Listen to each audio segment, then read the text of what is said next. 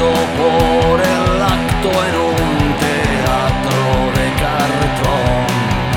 La policía del pensamiento tras su ideología en la nube, entre sus dedos va determinación que puede más que el miedo a la represión.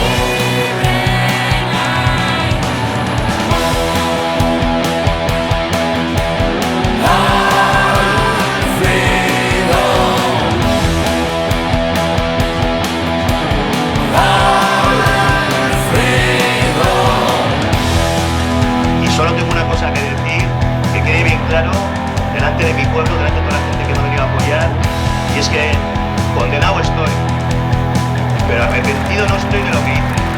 No estoy arrepentido de...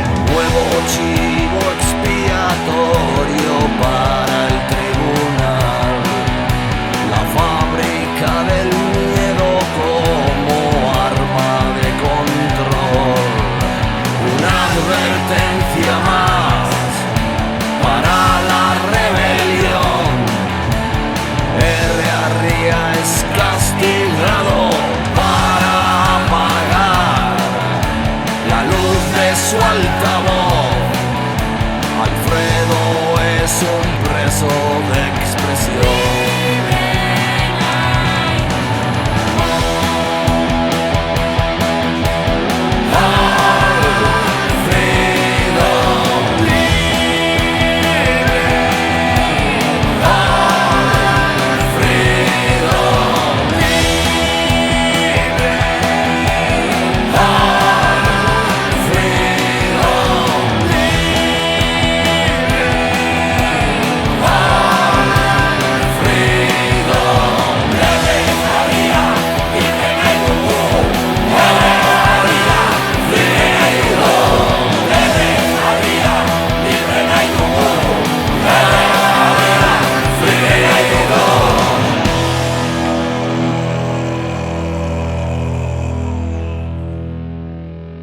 Barrula nola, Dios ta itxusi, ekarredi bizitan txorizo eta guzti.